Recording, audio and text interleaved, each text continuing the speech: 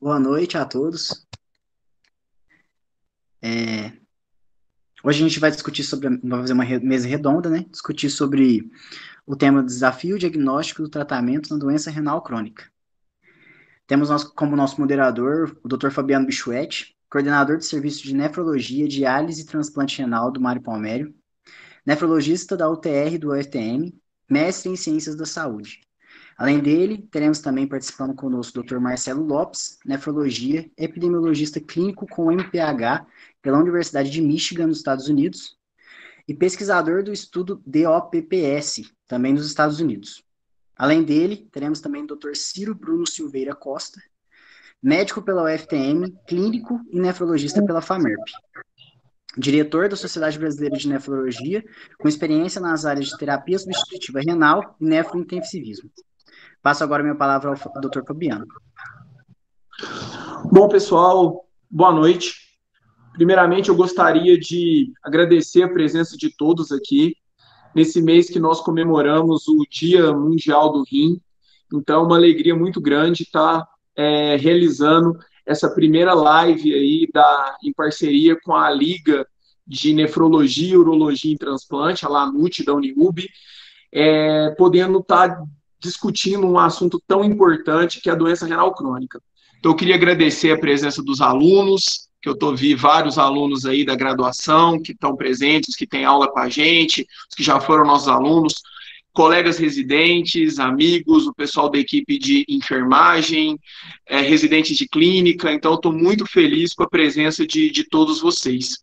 Uma alegria muito grande estar também comemorando nesse mês também o 7º ano do Hospital Mário Palmério e o 7º ano do nosso serviço de nefrologia do Mário Palmério.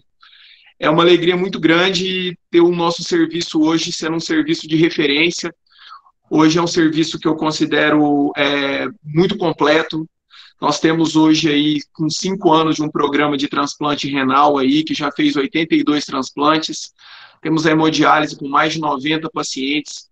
Somos a referência para diálise na UTI do Mário Palmério, que hoje conta com 30 leitos, e na UTI do Hospital Regional, que por conta da epidemia de Covid, hoje são 50 leitos. Nós somos o serviço de referência de diálise desses pacientes.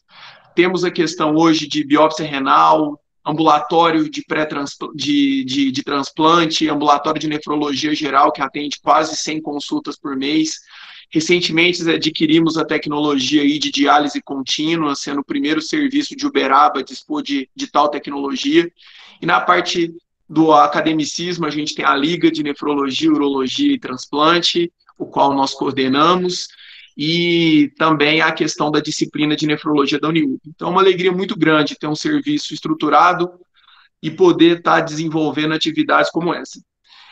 Para esse evento do Dia Mundial do Rim, a gente teve ideia de fazer 2 lives. A primeira live de hoje, ela é sobre doença renal crônica, né, que é o tema talvez mais relevante hoje dentro da nefrologia.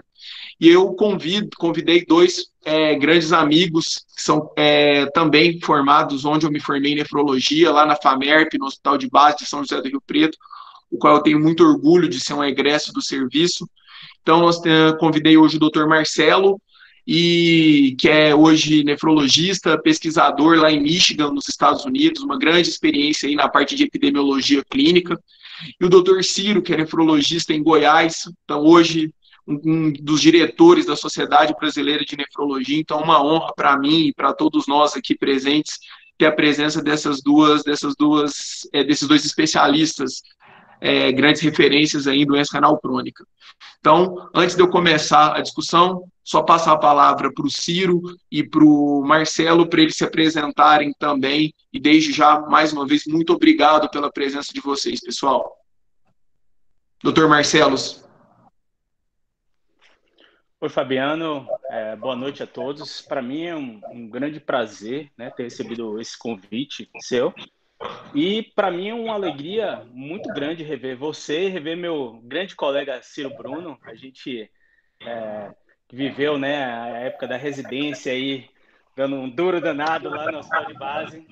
E hoje a gente volta aqui para falar sobre um tema de extrema relevância, né, uma forma de um pensamento em saúde pública, né, que é a doença renal crônica. E muito feliz aqui de poder participar junto com vocês aí de Uberaba, sobre esse tema, viu? Boa noite, Fabiano.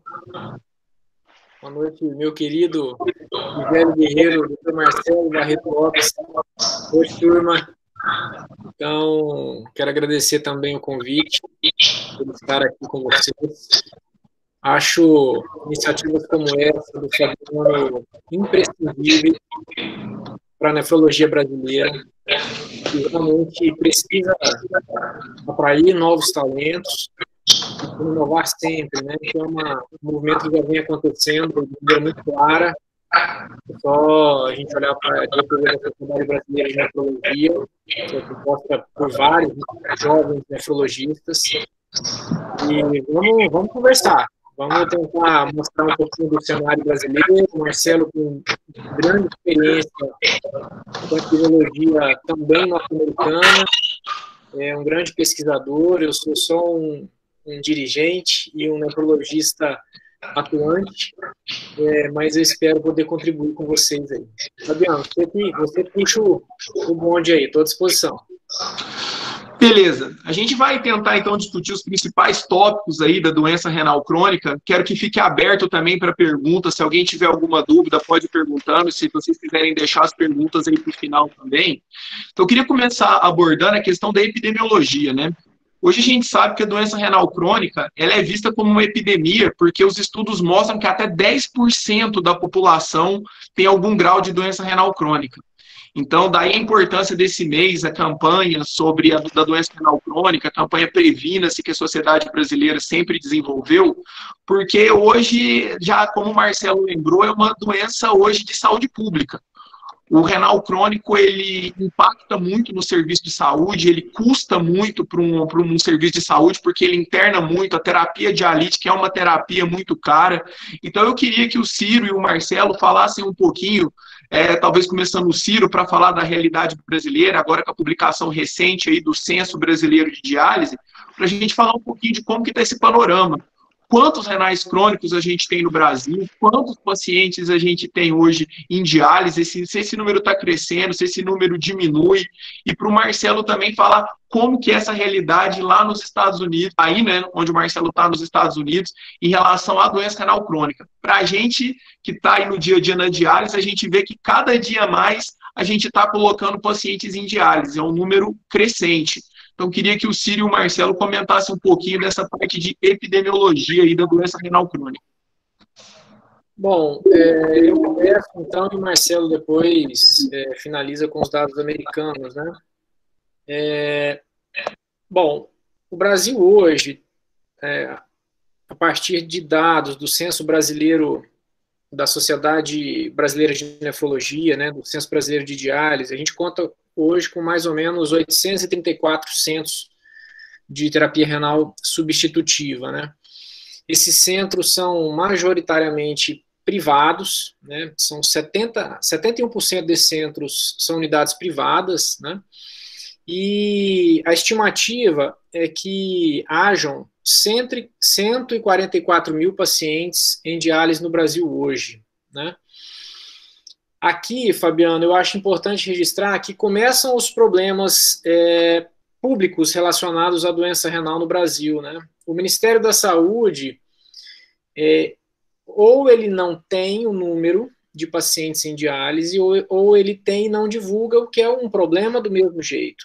Esses dados são dados que são levantados a partir do censo, onde a sociedade provoca os centros dialisadores para que eles, então, informem uma série de dados, e a partir desses dados a sociedade faz, então, uma inferência de quantos pacientes estão em diálise. Então, acho que esse é o primeiro grande problema, que talvez o Marcelo até consiga contrastar bem com a realidade americana, porque eu imagino que lá os dados sejam muito mais completos. Então, 144 mil pacientes em diálise no Brasil em 2020. Por ano, a incidência de novos pacientes gira em torno de 44 mil. Então, vejam bem, nós temos aí, vamos arredondar, 150 mil pacientes em diálise e todo ano entram 40 mil. né? Então, o número de pacientes em diálise é crescente. Óbvio que boa parte dos pacientes que estão em terapia de substituição renal falecem. A nossa taxa de mortalidade sempre gira em torno de 18% a 20%. Ano passado foi interessante notar que a taxa de mortalidade subiu, e isso é decorrência da pandemia, né? O ano passado a taxa de mortalidade foi de 25%. Então, vocês imaginem, um quarto dos pacientes que começaram 2020 dialisando faleceram. É um número estratosférico. A doença renal crônica é a 8ª doença que mais mata no Brasil. Ela perde aí para o tabagismo, para as doenças cardiovasculares, ela perde para as doenças oncológicas, para os acidentes no trânsito, para as doenças pulmonares, mas é uma das doenças que mais matam no Brasil, né? E do ponto de vista de prevalência, assim, nós temos os dados também de 2020, 684 pacientes por milhão em diálise. Eu acho que esse é um dado importante, porque em comparação com países economicamente semelhantes, nós estamos também abaixo. Então, apesar de nós termos 44 mil novos pacientes por ano necessitando de terapia de substituição renal, a prevalência de pacientes em diálise no Brasil é pequena quando comparada com países que são economicamente semelhantes, como, por exemplo, o México, que tem 850 pacientes por milhão, o Chile, que tem 1.050 pacientes por milhão. E aí, quando a gente pega Estados Unidos, Marcelo talvez traga dados mais atuais, mas o dado que eu tenho aqui, que é um pouquinho antigo, são 1.430 pacientes por milhão, o Japão, 2.500 pacientes por milhão. Então, assim, o Brasil está engatinhando ainda, né? Muita gente está morrendo sem acesso à terapia de substituição renal, que, sem dúvida nenhuma, é um grande problema de saúde pública. Se o Marcelo quiser comentar um pouquinho. Isso, E aqui nos Estados Unidos, a gente tem aqui um USRDS, então um centro, né, que colhe, né, dados epidemiológicos da doença renal. Então, pela estimativa do censo que eles fazem todo ano, mais ou menos 15% da população tem doença renal crônica. Isso vem aumentando ao longo do tempo por conta da maior incidência de doenças que levam à doença renal crônica, como diabetes e obesidade. Mas há projeções que mostram que, independentemente desse aumento, né, da incidência dessas doenças crônicas, que a doença renal crônica por si só vem aumentando. Uma hipótese é que a mudança no critério de diagnóstico de doença renal crônica com a inclusão de microalbuminúria... Deixa eu só te interromper. Fabiano, acho que se você desligar o microfone, porque está dando um pouquinho de microfonia, está dando um pouquinho de eco quando a gente fala. Você podia desligar. Tá, você ouviu, Fabiano?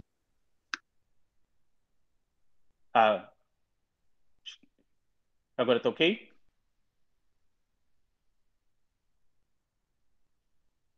Pode falar que ficou ótimo. Beleza. Realmente eu estava ouvindo um eco grande. Então, o que eu estava falando é o seguinte. Então, 15% da população, essa estimativa de doença renal crônica, vem aumentando. Há alguns anos atrás, se eu não me engano, 5 anos atrás, em torno de 11%. Houve um aumento de incidência aí de diabetes e obesidade. Então, parte, né, desse aumento da prevalência foi resultado do aumento também de doenças crônicas. Mas, independente disso, doença renal crônica vem aumentando.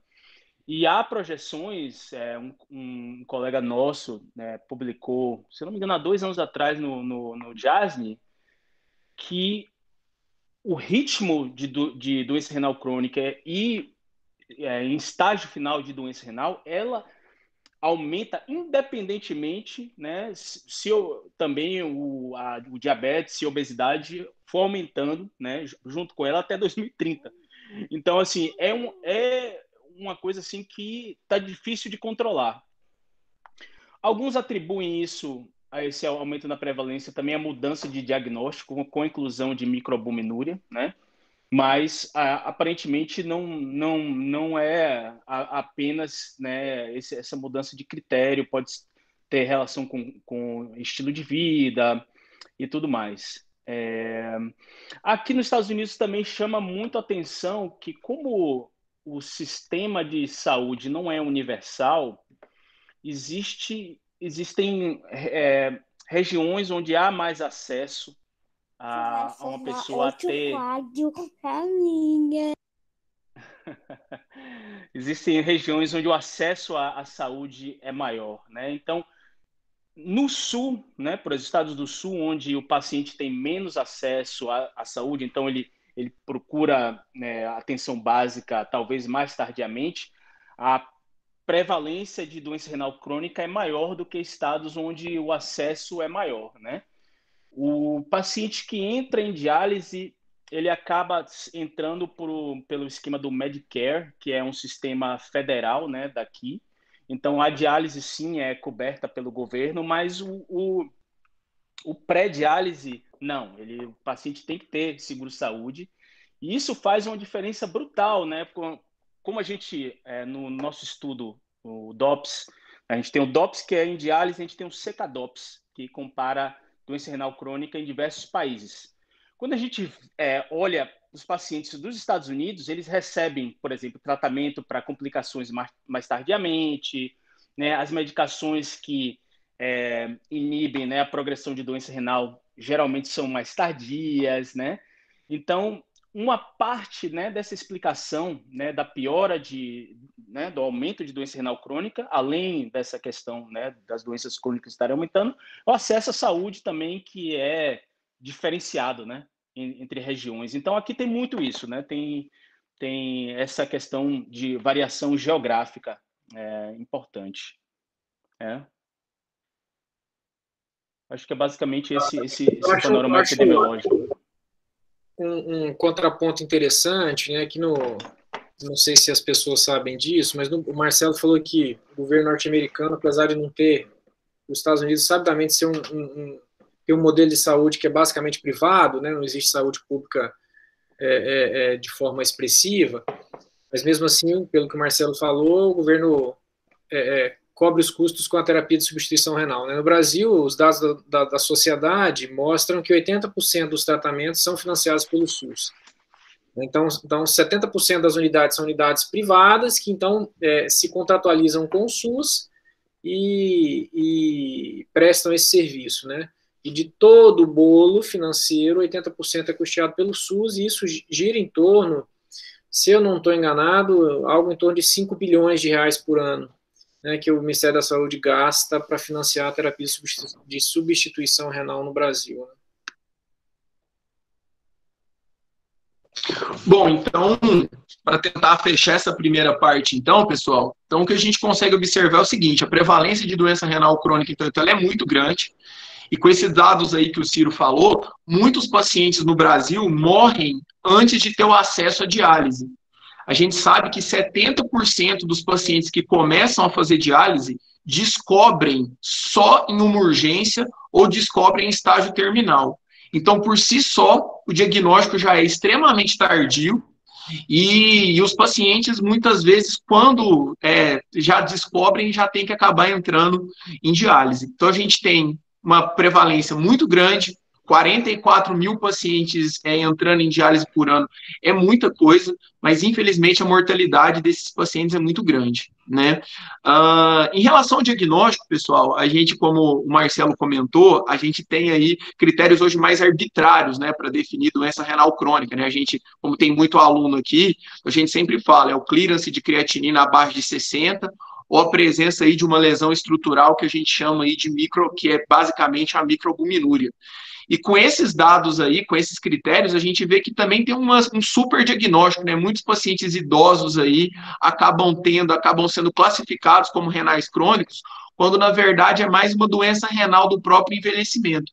Então, eu queria que vocês dois comentassem aí duas coisas. Primeiro, a importância talvez da gente incluir em toda consulta, em todo check-up, a creatinina e a microalbuminúria. Essa é uma das principais bandeiras da Sociedade Brasileira de Nefro, né? Porque o diagnóstico de doença renal crônica, em teoria, ele é muito barato, só com esses dois exames.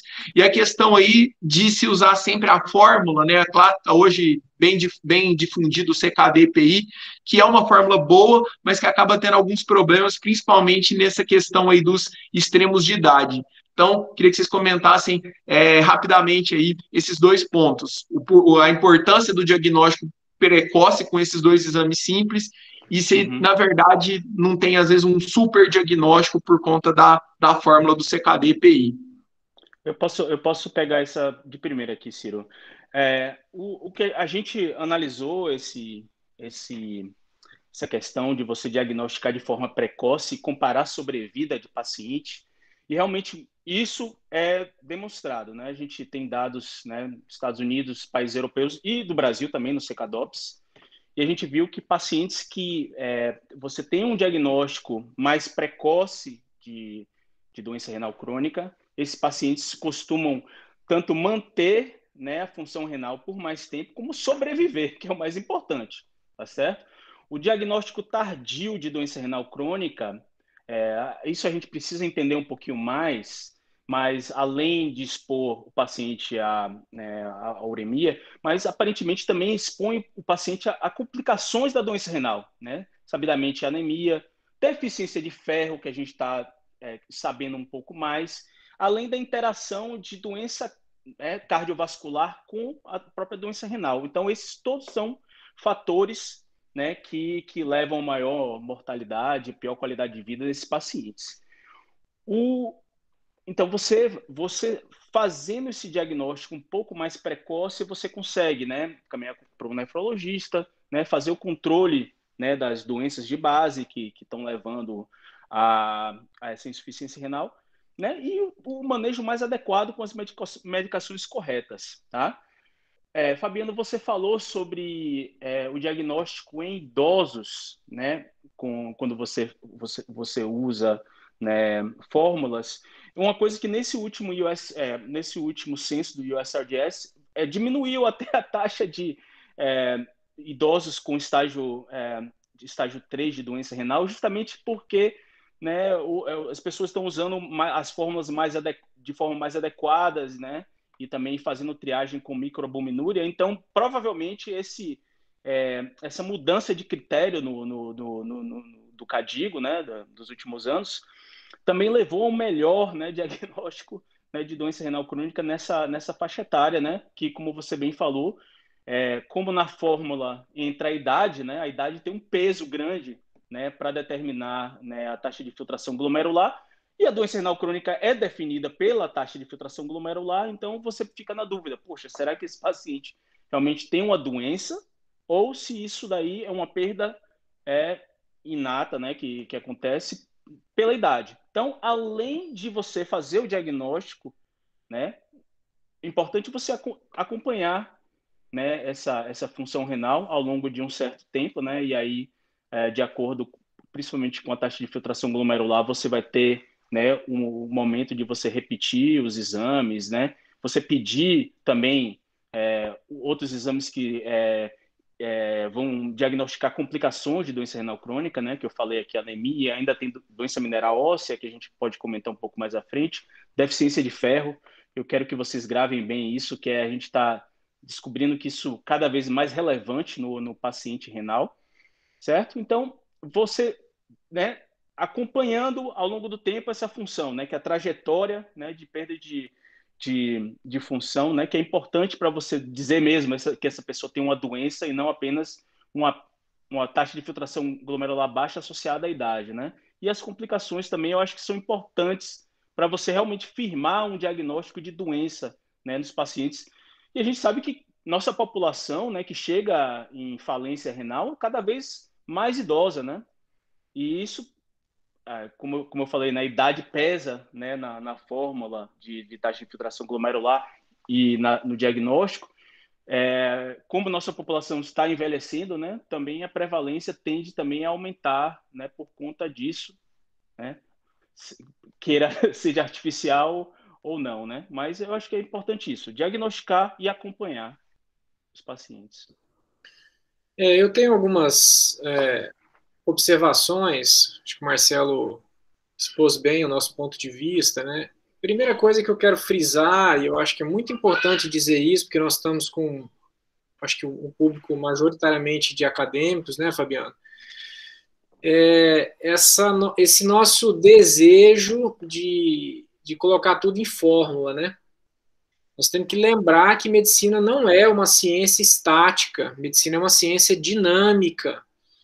Então, a gente tem que ter muito cuidado quando a gente faz qualquer tipo de análise a partir de uma fórmula, porque todas elas têm fragilidades, e a questão da idade é uma das principais, né?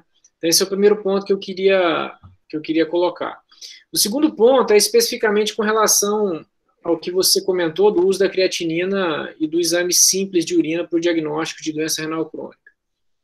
Sem dúvida, a creatinina ainda hoje é o melhor exame para detecção de alteração de função renal, né? Existem aí inúmeros marcadores que desde a nossa época, né, Fabiano, Marcelo, as aulas, né, de marcadores precoces de lesão renal aguda são sempre presentes na nossa residência, nos congressos, mas infelizmente até o momento não há nada verdadeiramente prático que possa ser utilizado. Então nós temos realmente que olhar para a creatinina, esqueçam a ureia nessa hora. O mais importante é olhar o valor da creatinina para o diagnóstico da doença renal crônica ou aguda. E eu acho que para os acadêmicos, eu acho que a análise do EAS, do exame simples de urina, né, da urina tipo 1, ela tem que ser muito cuidadosa, Fabiano, porque eu acho que isso deve acontecer com você aí também, frequentemente pacientes chegando com doença glomerular no consultório, que passaram inúmeras vezes com colegas com exame de urina com sedimento urinário ativo, né, demonstrando ali uma glomerulite aguda, e sendo tratados 1, 2, 3 vezes como infecção urinária. Então, especialmente quem faz pronto-socorro, tem que ter um senso crítico enorme para não deixar escapar os casos de glomerulite aguda, né? Leucocitura não é sinônimo de infecção urinária, né? Então, a gente precisa, para vocês, né, que estão entrando aí logo, muito em breve no mercado de trabalho e vão enfrentar situações de análises de diagnóstico, né, tem que lembrar dessa possibilidade. Por fim, queria comentar um pouco sobre essa questão do diagnóstico, né? Assim, é incrível como uma doença que é tão barata de ser diagnosticada é tão pouco diagnosticada. Eu acho que esse é um dos maiores contrassensos da medicina atual, da medicina pública atual. E é incrível como o governo federal ele é incapaz de criar um plano pensando no renal crônico. É uma doença tão prevalente, que mata tanta gente, que impacta tão negativamente a vida das pessoas e recebe tão pouca atenção, né? A Sociedade Brasileira de Nefrologia, Fabiano, vem empenhando grandes esforços ao longo dos anos para tentar sensibilizar nossos gestores da importância da criação de uma política pública focada na doença renal crônica, né? Entretanto, nós ainda estamos longe do ideal. Esse ano entrou em vigor um novo plano chama Plano de Ação Estratégica para Enfrentamento das Doenças Crônicas e Agravos Não Transmissíveis, né? Assim, os planos do Ministério da Saúde têm nomes maravilhosos, fáceis de decorar.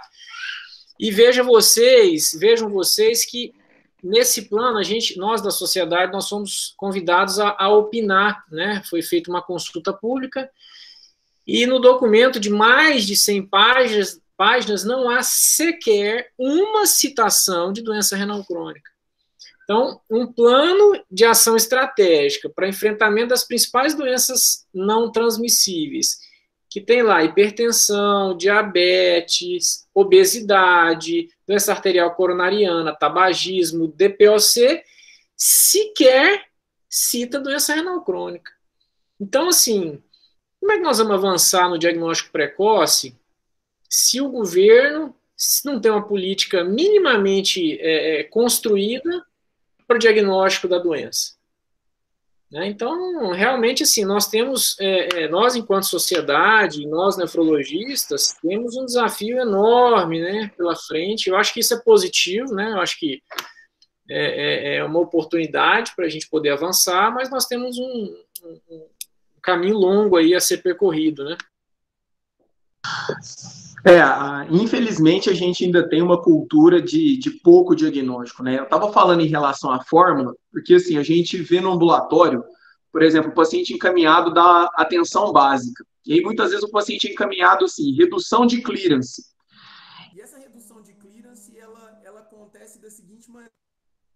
O paciente dosa uma creatinina, essa creatinina vem normal de 1, 1,2, mas quando você joga na fórmula do próprio CKD-EPI, vem um valor reduzido. E aí esse paciente já é encaminhado para nós, que somos um ambulatório já terciário.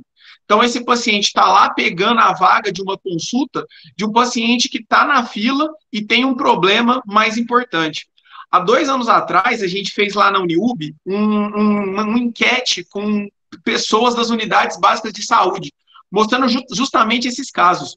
Um outro caso que a gente recebe muito, não sei se o Ciro e o Marcelo também acabam recebendo, paciente que vai fazer o exame de clearance pela urina de 24 horas, que é um exame que a gente faz cada vez menos, mas ainda muita gente ainda tem o costume de pedir. E esse exame ele só funciona se você tiver um volume de urina adequado.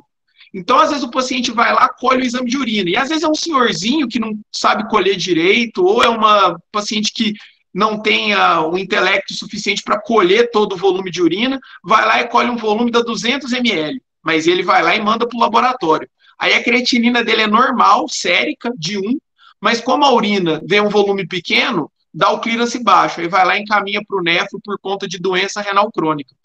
Então, os pacientes que precisam ser encaminhados não são, e acabam indo para o ambulatório de nefro muitos pacientes que não têm a indicação por conta desses pitfalls que acontecem aí, tanto na dosagem de urina de 24 horas, quanto na aplicação da fórmula. Eu sei que existe até uma tendência agora de ter um jeito de corrigir melhor o CKD-EPI, justamente para tentar dar um diagnóstico mais preciso, quando na verdade é uma doença mais do envelhecimento e não apenas, e não é uma doença estrutural. Eu sei que isso é muito difícil na prática, mas eu falo, se a gente for colocar todo mundo no ambulatório de nefro que tem clearance menor que 60, a gente também não vai dar conta de fazer ambulatório. Então, assim, eu não sei como é que é nos Estados Unidos, se o Marcelo quiser comentar rapidamente disso, a partir de que estágio de doença renal crônica esse paciente é referendado para o nefro. Porque o que eu tenho feito hoje no meu ambulatório, tanto na Uniub quanto na UFTN, é os pacientes em estágio 3A, 3B, eu tento mandar eles para atenção básica de novo, com orientações sobre dieta, não anti-inflamatórios, para tentar ficar no ambulatório com quem realmente precisa. Porque quando a gente vê trabalhos aí de sociedade, falam, encaminhe para nefrologia estágio 4 e estágio 5. Só que a gente não tem, talvez, uma atenção primária suficiente para ficar com a galera do 3A e do 3B. Então, só rapidamente para a gente fechar essa questão aí de diagnóstico, queria que vocês só comentassem essa questão aí do encaminhar, quando encaminhar, então, para o nefrologista, em qual estágio de doença renal crônica, uma vez que as complicações tipo anemia, hiperpara, acabam surgindo mais nos estágios um pouco mais avançados. Aqui o encaminhamento formal para o nefrologista acontece quando bate clearance menor que 30, né? Mas, via de regra, o paciente é encaminhado muito mais tardiamente que isso. Aqui, pelo que a gente observa, existe um número muito parecido dos pacientes que morrem, o que a gente chama morte renal, né? Um paciente que tem um estágio 4, estágio 5 e vem a óbito, o mesmo número do que o paciente que entra em diálise em falência renal.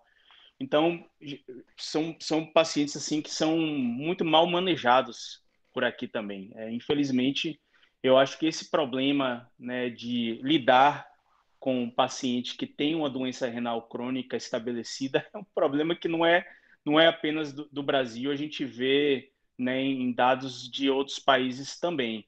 Lógico que parece que, principalmente quando a gente olha França e Alemanha, são países assim que têm uma prática um pouco mais, digamos assim, agressiva em relação né, manter um paciente com acompanhamento com nefro, tentar diminuir as complicações da doença renal, e aparentemente um manejo também um pouco mais agressivo, assim, para tentar manter a função renal preservada, né? Mas, mesmo assim, está longe de ser o que é recomendado pelo CADIGO, né? Quando a gente olha os diversos parâmetros possíveis. É difícil, Fabiano, a gente falar assim, dar uma fórmula exata assim, para quando encaminhar para o nefro, né? A gente sabe que existem, né, as indicações mais formais, né, de um paciente com doença renal crônica com a pressão alta, com hipercalemia, né, um pessoal estágio 4, mas eu acho que olhar para o desfecho do paciente que está perdendo função ao longo de 6 meses, 1 ano, seria um indicador razoável também. Paciente que, de repente, está lá 3A, e aí está chegando perto do 4, não bateu no 4 ainda, mas em 6 meses deu uma queda razoável de taxa de filtração glomerular, eu ficaria atento. Fora as questões que Ciro também comentou aqui, dos exames complementares, né? O exame de urina, né? Você verificar, né, se tem outras alterações, de repente ele está com proteinúria mesmo, não apenas aquela microalbuminúria, ou até microalbuminúria e mais essa perda de função também. Eu ficaria atento a isso, além das, né, as indicações que a gente sabe que são formais, né? Fabiano, assim, ó, esse é um grande dilema. Eu acho que não existe certo e errado. Acho que a grande questão é essa. Temos perna para atender todos aqueles que, em tese, têm redução da taxa de filtração glomerular? A resposta é não em qualquer local do mundo, né? Dado essa questão que nós estamos colocando, né, do aumento da prevalência, nunca haverá especialistas, nefrologistas suficientes para atender tanta gente. Eu tenho me dedicado ao estudo da gestão há algum tempo, Fabiano, então eu entendo que a solução para esse dilema, ele está na gestão. Então, como nefrologista, sinceramente, eu gostaria de ver o paciente já no estágio 3. Eu vejo que eu consigo fazer a diferença, que os nefrologistas, nós conseguimos fazer diferença na evolução da doença renal crônica quando a gente começa a acompanhar mais cedo. Entretanto, quando a gente pensa em saúde pública, eu acho que talvez um modelo híbrido de acompanhamento desses pacientes até o estágio 3B, com um médico de família, com um clínico, com uma tutoria, com uma passagem uma vez por ano pelo nefrologista, eu acho que seria uma boa solução. Então, é uma questão de planejamento, né? As doenças, elas têm ficado cada vez mais complexas, são muitas variáveis, a medicina ela tem ficado difícil, né, Fabiano? Assim, na nefrologia, hoje já é difícil acompanhar tudo. Às vezes, vou dar o exemplo da doença renal policística autossômica dominante. Meu Deus, existem especialistas que só estudam e tratam só esse tipo de pessoa, de pacientes, né? Então, imaginar que um clínico vai ter domínio sobre temas tão amplos de forma adequada, eu acho que é um pouco utópico. Entretanto, eu acho que a gestão tem solução para isso, que eu só exemplifiquei, que é criar uma espécie de tutoria ou de acompanhamento anual, ou algo nesse sentido, né? E, obviamente, que, novamente, não existe fórmula mágica. Medicina é uma ciência dinâmica. Se você tem um paciente que tem proteinúria, ele tem que estar com o nefrologista, não tem a menor dúvida. Se ele tem hematura, ele tem que ser avaliado pelo nefrologista, porque talvez ele tenha indicação de biópsia e nós estejamos diante de um paciente glomerulopata, e assim sucessivamente. Mas eu acho que o racional da coisa é mais ou menos essa, né? É uma situação, é uma discussão aí para dias, né? Bom, beleza. Só lembrar, antes da gente fechar desse assunto diagnóstico, aproveitando que tem muitos acadêmicos aqui, uma situação que eu acho que também tanto o Ciro e o Marcelo devem estar recebendo muito no consultório, pacientes aí com alteração de função renal, pacientes jovens que, por exemplo, fazem suplementação aí de creatina, de whey protein, e acabam vindo aí para o consultório com uma creatinina um pouco alterada. Lembrar que creatinina não é o melhor marcador aí de função renal, como o Ciro já comentou. Várias coisas interferem, mas ainda é o mais barato e muito mais, é o que já é difundido há muito tempo.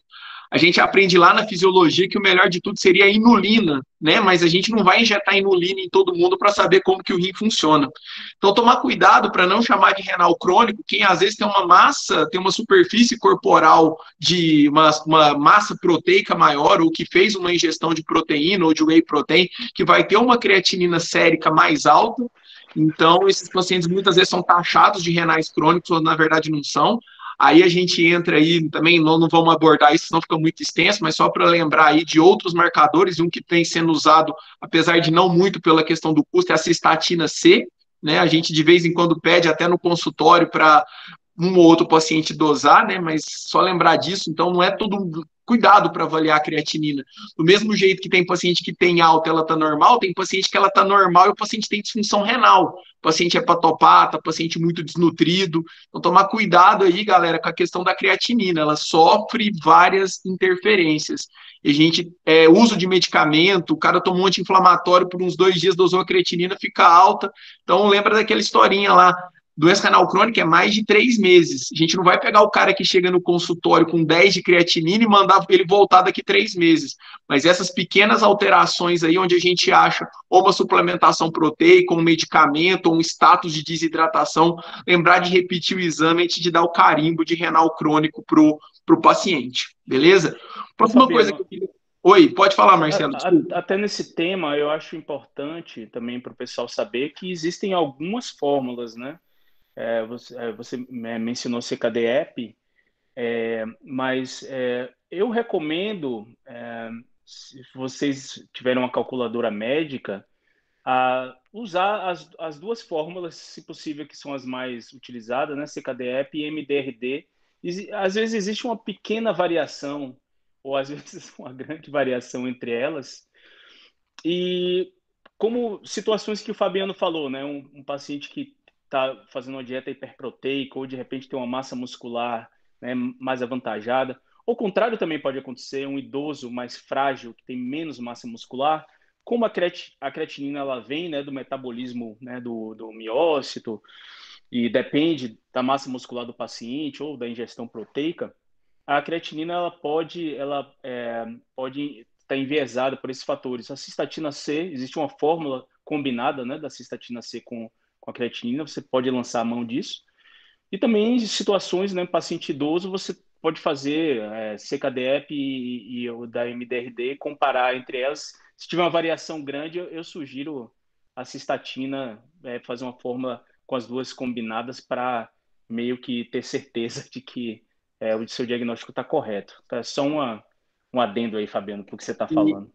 E só para deixar claro, esse é um dos calos do nefrologista, né? Eu não sei vocês, mas eu quando pego um paciente com uma creatinina um pouquinho mais alta e um pouquinho mais forte, tudo bem, você olha, o ultrassom é normal, ele não tem proteiúria, o EAS é limpo, você dosa a cistatina C. Eu uso muito aqui cistatina C porque eu faço ambulatório na rede privada, então eu tenho uma certa facilidade. Mas, assim, o nosso apego à creatinina ele é grande, né? Então, a gente não solta. Incomoda. Mas é isso, eu acho que é isso. Estamos falando de uma ciência dinâmica, né? Então tem que olhar de pontos de vista diferentes, né? Então, isso é especialmente válido para injúria renal, para lesão renal aguda, né? Nossa senhora, né? Quem nunca viu um paciente dialisando com creatina de 1.2, 1.1, 1.3, né? Então é realmente um desafio. Então, assim, para a gente fechar, a cistatina C para a gente aqui ainda é uma dificuldade para pedir pelo SUS, né? Até para alguns convênios também, eles não autorizam. E nesses casos, eu tenho usado, às vezes, a urina 24 horas, porque se o paciente tem uma creatinina alta no sangue ele provavelmente vai ter uma creatinina também mais alta na urina, aí o clearance medido, né, pela urina de 24 horas vem normal, a gente consegue dar uma tranquilizada no paciente.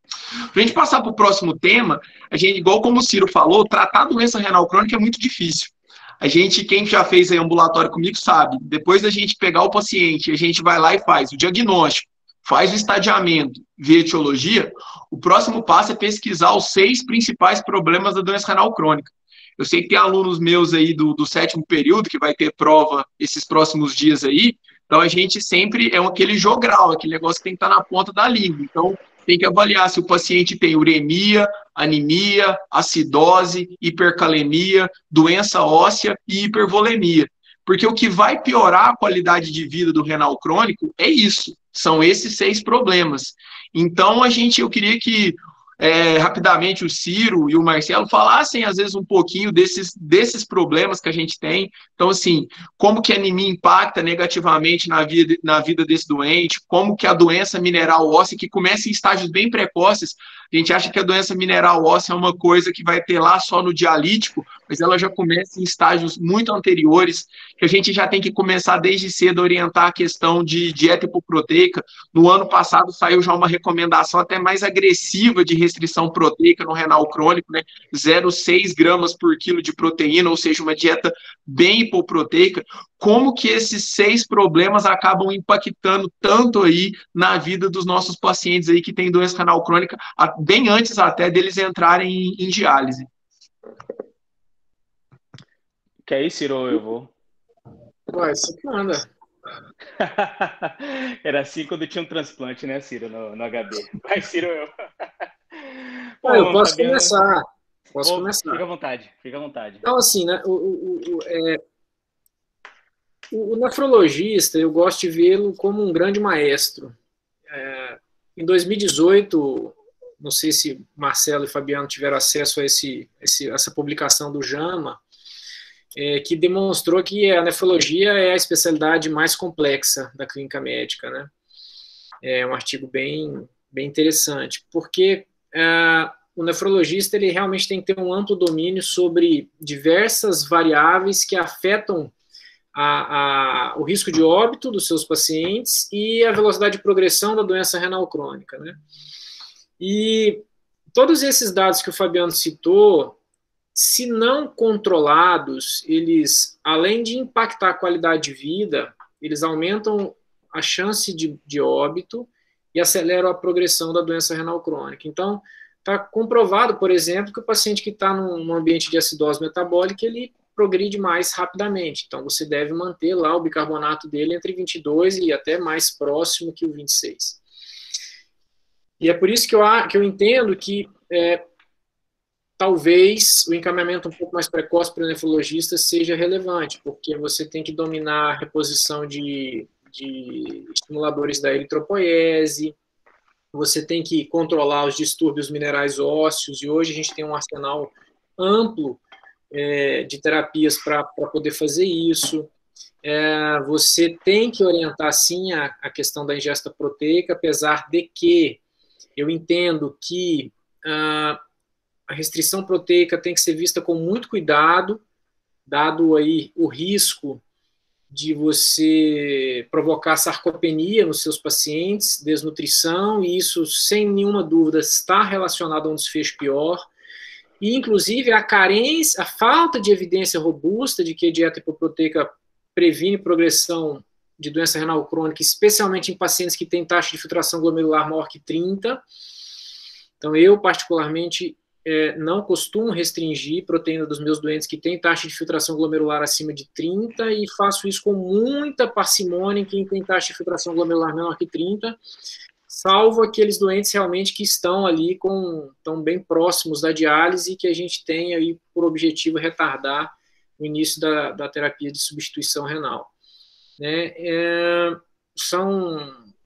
Fora esses 6 pontos, né, Fabiano, que você citou, é fundamental a gente controlar a pressão do paciente, e para isso a gente precisa, idealmente, usar o IECA ou o BRA, né, que são 2 classes aí de antihipertensivos que, sabidamente, estão relacionados a um ganho adicional de retardo de progressão da doença renal crônica.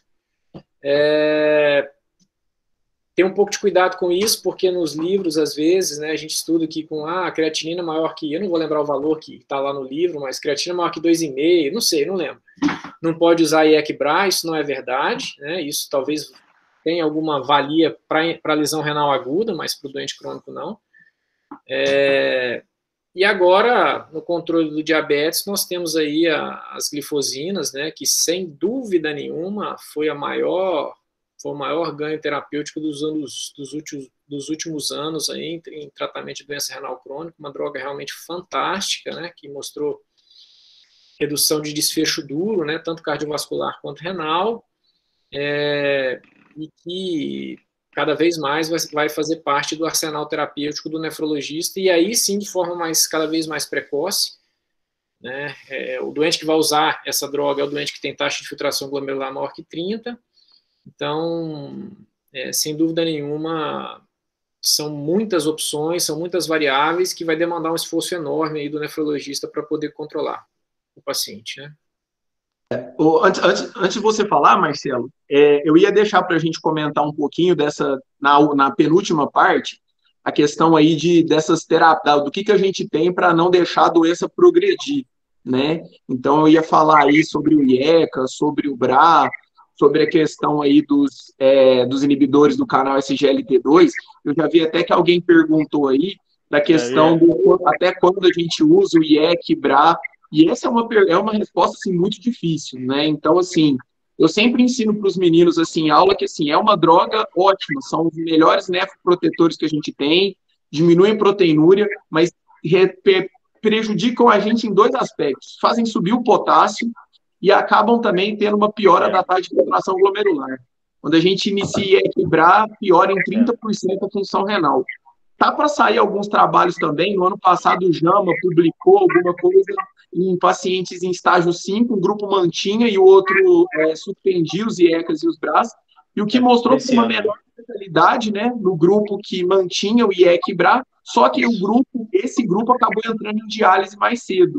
Então, assim, eu costumo falar para os meninos a seguinte coisa: se você está usando como antihipertensivo apenas, ele não tem uma doença proteinúrica, não tem uma cardiopatia, às vezes a troca, você acaba ganhando em clearance e acaba preservando um pouquinho a questão do potássio. Se você usa como antihipertensivo, se você usa como antiproteinúrico, melhor dizendo, se você usa o IEC-BRA também porque ele é um cardiopata, um coronariopata, talvez valha a pena segurar ao máximo. Eu tinha o costume de tirar mais cedo. Com a publicação desse trabalho do JAMA no ano passado, eu tenho tentado manter mais o IEC-BRA. Mas, assim, eu não consegui também chegar num número mágico, assim, de quando a gente deve suspender o IEC-BRA. Isso acaba sendo uma dúvida muito grande no ambulatório. E eu tenho visto uma resposta muito boa que o inibidor SGLT2 cai proteinúria. Já passei no ambulatório para pacientes com glomerulopatia, principalmente depois do DAPA-CKD. E é uma droga que eu acho assim, que vai entrar, já entrou, né, no nosso arsenal terapêutico. E depois a gente, talvez antes do final da live, a gente comenta. Então, acho que quem perguntou aí, depois a gente pode voltar nesse tema, mas realmente é muito difícil saber até quando mantém. O que eu já vi falar se está tomando, segura o máximo que der, mas se não está tomando, evita introduzir numa fase mais avançada. Não sei se vocês acham a mesma coisa. Esse estudo que você falou, que é do registro sueco, né, que tinha mais de 70 mil pacientes, inclusive eles fizeram uma metodologia que simula um ensaio clínico, né? E a estratégia foi interessante. O paciente batia um clearance de 30 e aí aí a análise foi feita, né? Quem suspendeu e quem segurou o IECA. Então, como você falou, quem manteve o IECA e BRA, eles tiveram maior sobrevida, menos eventos cardiovasculares. A diálise teve mais no grupo, né, de quem usou, mas aí você tem um grande viés, né? Eles morreram menos, então de repente chegaram um pouco mais na diálise, né? Então tem esse viés na minha visão, porque se você olhar, a diferença dos dois grupos foi pequeno. Mas aí tem um ensaio clínico em andamento, que é o Stop ACE, né, do Reino Unido, que tem essa pergunta, né? Mas, Fabiano, voltando para o tema das complicações, né? O Ciro falou super bem. Eu queria falar de anemia, né, que eu já toquei nesse assunto aqui, mas anemia, tanto a anemia associada à insuficiência renal crônica, né, que é aquela que você tem uma diminuição, né, nos níveis circulantes de eritropoetina, quanto anemia por deficiência de ferro, né, seja uma deficiência absoluta, né, de ferro, seja por conta da doença crônica que leva à inflamação e aí você tem uma deficiência funcional, eles são extremamente fatores de risco extremamente importantes, né, para a sobrevida de paciente.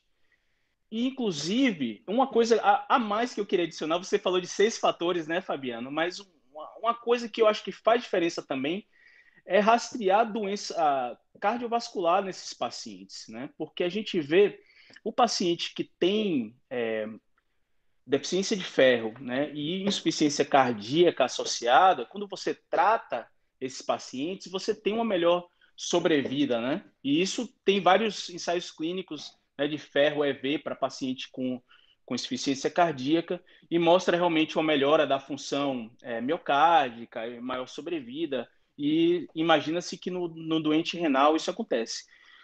Os dados que a gente tem é que anemia e deficiência de ferro são pouquíssimos, são subtratados, né? São subdiagnosticados, são subtratados.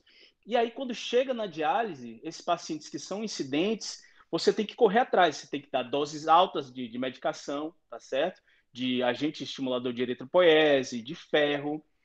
E esses pacientes que chegam com anemia e deficiência de ferro pior na diálise, os incidentes, eles evoluem com mais mortalidade. A gente sabe que existe um período crítico, né, em torno de 6 meses, mas a gente pode estender para 1 ano, né, que o paciente que entra na diálise, ele tem um risco maior de morte, né, e a anemia, né, maltratada lá, quando o paciente ele está no estágio, né, estágio 4, estágio, né, 4 e 3, né, isso repercute quando ele chega na diálise, né? E também o fato de não rastrear também doença cardiovascular lá atrás, tá certo? Então, isso vale também para doença mineral óssea, né? Você avaliar, né, fósforo, PTH, também a gente sabe que isso é importante, né? Você tem um controle antes de chegar na diálise e ter que correr atrás e dar doses altas de medicamentos que têm sua toxicidade também, tá? Então, além de tudo, né, de você oferecer uma melhor qualidade de vida, né, controlando isso, você também impacta muito, né, nesses pacientes que acabam chegando em diálise. E eu acredito que seja um dos motivos pelos quais, né, os pacientes eles acabam morrendo, né, por doença renal antes de chegar na terapia renal substitutiva, certo? Então, realmente, Fabiano, esses fatores de risco aí, essas complicações da doença renal, eles são pouco tratadas, né? E fazem diferença, sim. Só dar um spoiler aqui, Fabiano. O Dr. Marcelo escreveu um artigo para o blog da SBN, a gente deve publicar na semana que vem, exatamente sobre esse tema da suspensão do IECBRA no renal crônico com doença avançada. Então, ele é um grande entendedor disso e eu compartilho a sua opinião. Eu também, particularmente, eu só retiro o IECBRA quando há algum evento adverso relacionado à droga, né? Eu tenho mantido até ali para taxas de filtração glomerular menor que 15, que foi o objeto da pergunta, né? Boa parte das vezes, sem maiores problemas, né? É claro que, assim, no diabético, que costuma cursar com acidose tubular renal, né, e pelo hipoaldosteronismo, né, hiporreninêmico, você vai ter mais dificuldade de manter o IEC-BRA até lá na frente, né? Esse paciente faz muita hipercalemia, né? Às vezes faz hipercalemia com beta-bloqueador, então, mas na maioria dos pacientes a gente consegue manter.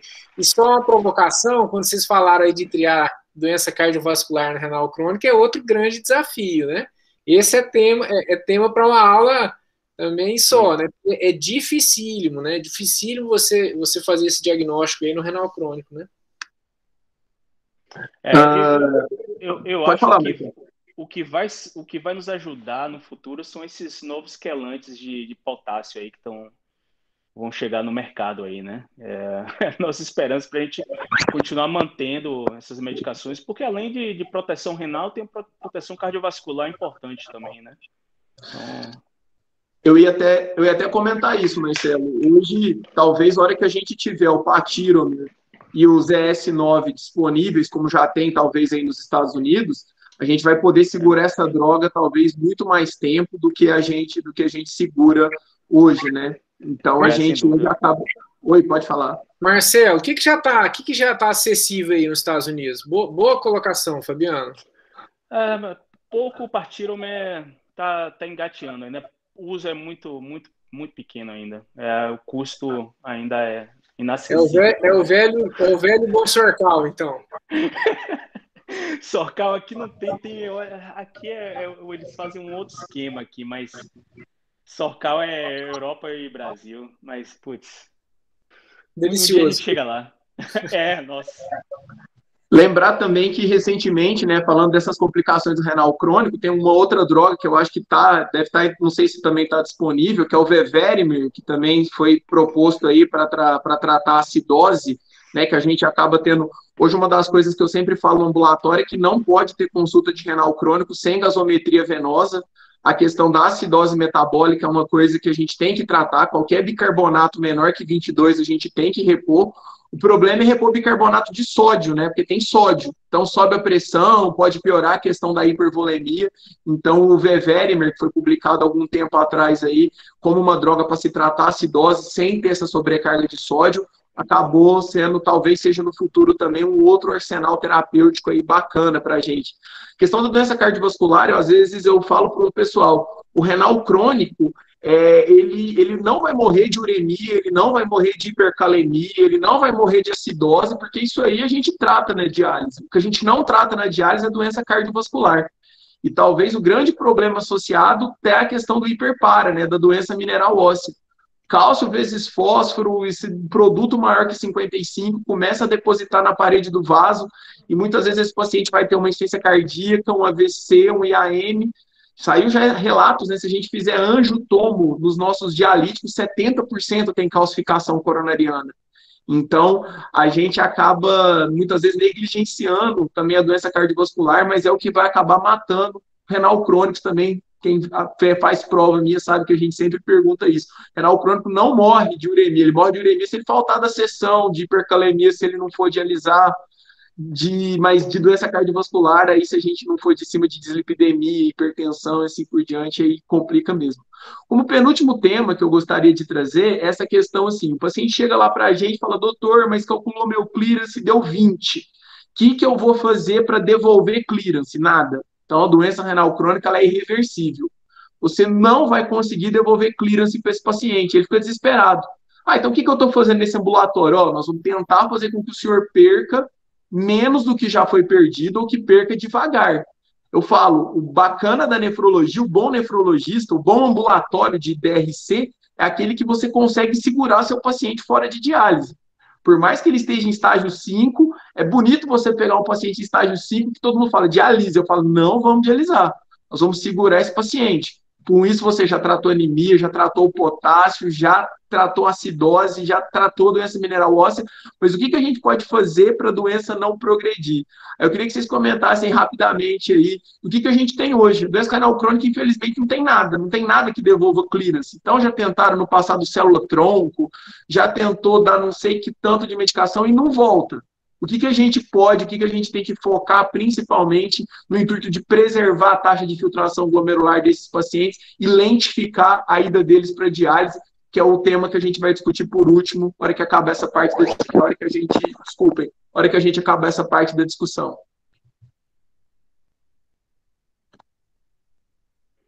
Pode começar, Marcelo.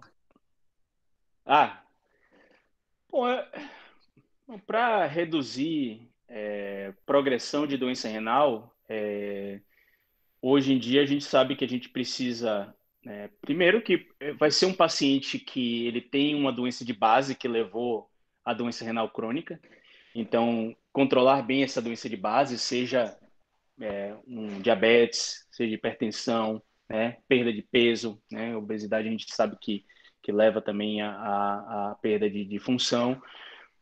Tem doenças do próprio rim que levam a perda de função, né? Sejam elas glomerulares, sejam estruturais, como a doença renal policística. Então, isso daí está bem estabelecido, né? Esse controle de doença de base. No geral, em termos de medicamento específico para você inibir perda de função renal, estão os inibidores, né, do sistema renina-angiotensina. Então, você usar inibidor de ECA, você usar BRA, né? Geralmente fazem a diferença, né? Na maioria dos pacientes. Então, a gente tenta usar o máximo possível, né? Tentando, obviamente, estando atento às complicações associadas a ele, né?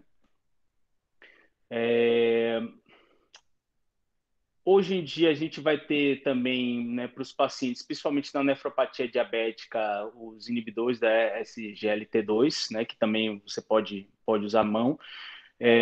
Os trials têm sido excelentes assim para demonstrar perda de função, inclusive em pacientes que não têm diabetes também, né?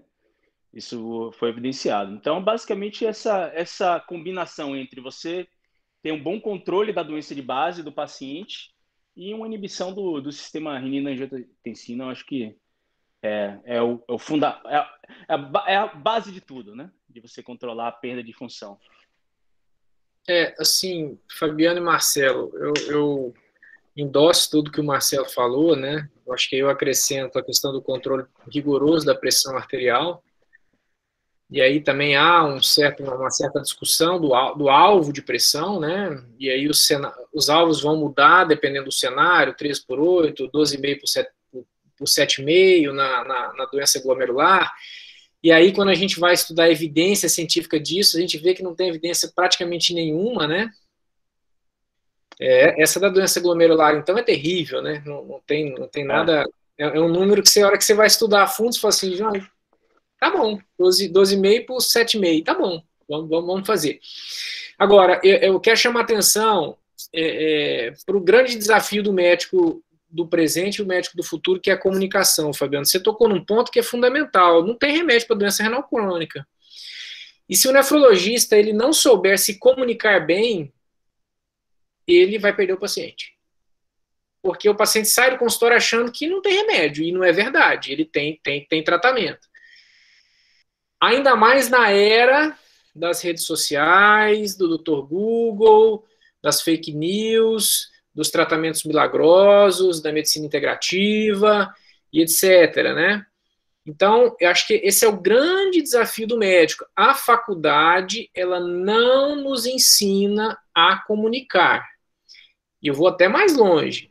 Eu estou convicto que a faculdade não ensina a gente nem a cuidar das pessoas. Ela ensina a gente a fazer diagnóstico e passar remédio. Cuidar é uma coisa que a faculdade ainda precisa evoluir, na minha humilde opinião. Então, é comunicação.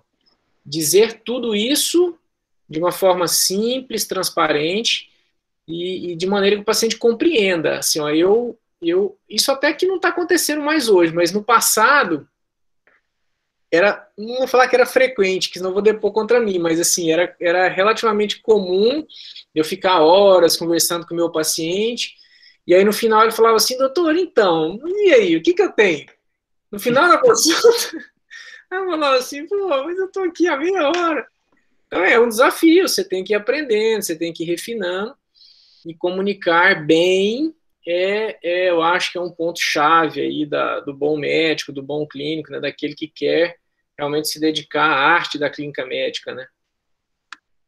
E em cima disso daí, Ciro, é interessante porque o paciente ele chega lá falando, doutor, não é possível que eu tenha doença renal crônica. Primeiro eu estou urinando normal. Então ele já associa a questão de estar urinando com o rim funcionando bem. E a gente fala, muitas vezes a grande parte dos pacientes vai começar a fazer diálise urinando normalmente. Então, diurese não é sinônimo de rim funcionante. Aí você tem que explicar para o paciente, muitas vezes você está urinando água, mas não está urinando, não está eliminando as impurezas do organismo de uma forma do paciente entender. E a outra coisa também, doutor, mas meu rim não dói. também tem que lembrar de falar que doença renal crônica não causa dor. Então, o paciente, ele acaba sempre trazendo essa questão de eu estou urinando bem e o meu rim não dói, como que eu vou ter algum problema renal? Isso, às vezes, é muito difícil para o paciente aceitar. E só um detalhe que você tocou, que é essa questão de controle de pressão, alvo pressório, que é muito difícil, né? Então, a gente vê que abaixo de 12/8 foi o que eu aprendi quando eu comecei, tinha aquela noção de PA ótima, né? Era pressão abaixo de 12/8, mas aí com os estudos, com o Sprint e outros estudos aí, mostraram que talvez para o paciente, não sei qual que seria a melhor pressão. O que eu vejo muito no consultório, não sei se vocês veem também, é esses pacientes que ficam com essa pressão, somente idoso, 10/6, 11/7, esse paciente acaba, por exemplo, num episódio de desidratação, numa diarreia que esse paciente tem, ele acaba agudizando e piorando muito a função renal. Eu já cansei de pegar no consultório pacientes que você tira um dos antihipertensivos, a pressão sobe para 12/8 e a creatinina do paciente melhora. Então tem que tomar cuidado, principalmente no idoso, vasculopata, que já tem uma aterosclerose mais importante, abaixar demais a pressão. Né, os estudos mostraram que aumenta o risco de IRA, aumenta o risco de AVC, se você abaixa demais a pressão do paciente. Então, não existe mais aquele ótimo de 12/8 que a gente aprendeu no passado. Né? Só para a gente finalizar. Eu acho que pode falar. É a individualização, né, Fabiano? Assim, jamais você vai objetivar uma meta pressórica tão baixa no idoso, jamais. Porque você vai induzir uma série de problemas e que custarão caro para a saúde do paciente, né? Agora, um paciente mais jovem, né, talvez valha a pena você ter um controle mais rigoroso, mas realmente é uma questão ainda que está bastante aberta. Perfeito. Exato. Nós médicos, né, a gente gosta de trabalhar com pontos de corte, né? Eu acho que são guias importantes, né, para a gente ter uma noção de onde ir, mas nem todas as situações permitem isso, né? Então é uma coisa importante, não só para pressão, mas para a maioria das coisas da medicina, a gente tem que ter muito cuidado com o que a gente chama de ponto de corte, né? Porque não vale para todas as pessoas. Beleza. Essa questão do IEC-BRA, só para lembrar um ponto que eu queria também citar aqui, o grande problema deles talvez não seja nem na progressão da doença, mas quando esse paciente, que é um paciente que toma IEC-BRA, faz uma IRA, ou qualquer episódio de hipovolemia, hipoperfusão, isso é muito mais grave no tomador de IEC-BRA, porque a hora que ele vai precisar constrictar a eferente para manter pressão intraglomerular, ele não consegue. Né? Então, assim, a maior parte dos efeitos adversos dos IECAs e dos BRAs, nos grandes trabalhos aí que foram feitos, acaba sendo aí a maior incidência de IRA nesses pacientes. Para terminar, pessoal, eu queria falar um pouquinho sobre a indicação de terapia de substituição renal. A gente não vai abordar transplante, porque transplante vai ser na semana que vem, que eu já vou depois fazer o convite certinho para vocês, com o Dr. Piccolo e com a doutora Camila na próxima semana. Mas a questão, assim, de quando indicar diálise para esse paciente é a questão das modalidades. Né? A indicação de diálise, a gente sabe, eu também friso muito isso na aula, nos ambulatórios, não deve ser uma indicação numérica. Um grande estudo no passado mostrou isso, o estudo ideal, se não foi esse o nome, ou Marcelo ou Ciro me corrijam, que tentava randomizar os pacientes para colocá-los em diálise basicamente por uma questão numérica. Fazia estágio 5, entrava em diálise e o outro grupo esperava uma certa urgência. Acho que esse estudo foi publicado em 2009, 2008, 2009, logo que eu estava lá na residência em Rio Preto. E o que esse estudo mostrou foi que não tem diferença você começar a diálise mais cedo para o paciente. Muito pelo contrário, o paciente acaba tendo problema psicológico, acaba tendo um monte de outras complicações. Falar para um paciente, quem já estava lá no ambulatório e que já teve que dar essa notícia para um paciente, você vai ter que começar a diálise, é uma barra, é uma coisa muito difícil, porque os pacientes têm aquele estigma, que diálise é igual morte. E a gente sabe que isso não é verdade, mas muitos pacientes já trazem essa ideia mais enraizada. Eu queria que, para fechar essa live, cada um de vocês comentassem, primeiro, a questão de indicação. Mais uma vez, não é uma indicação numérica. E que vocês falassem, principalmente o Ciro falando do cenário aí brasileiro, a questão de hemodiálise, diálise peritoneal. Por que a gente faz tanta hemodiálise e faz tão pouco diálise peritoneal? E o Marcelo falasse um pouquinho também da indicação de diálise e dessa questão de hemo e peritoneal. Acredito que nos Estados Unidos é uma realidade muito parecida com a do Brasil, muito mais hemo do que peritoneal, mas outros países aí, como Canadá, México, esses países aí têm diálise peritoneal pra caramba. E nesse cenário de tantos pacientes entrando em diálise, e o Ciro sabe bem, pacientes ficam vários dias, meses, até internados no hospital, precisando de uma vaga, precisando de uma máquina, a diálise peritoneal poderia ser uma alternativa muito interessante para a gente sobrecarregar menos o sistema. Então, eu queria, para a gente fechar essa questão de doença renal crônica, que vocês comentassem um pouquinho aí sobre a terapia de substituição renal. Bom, Fabiano, esse é um tema que é amplamente debatido na sociedade e o nosso entendimento é que nós precisamos avançar com a diálise peritoneal no Brasil, né? É um método fantástico, ele dá mais independência para os pacientes e então isso acaba possibilitando muitas das vezes mais qualidade de vida, né? E não é um método mais caro do que a hemodiálise, né? Então, é um método completamente acessível e possível de ser difundido. Por que que ele não é?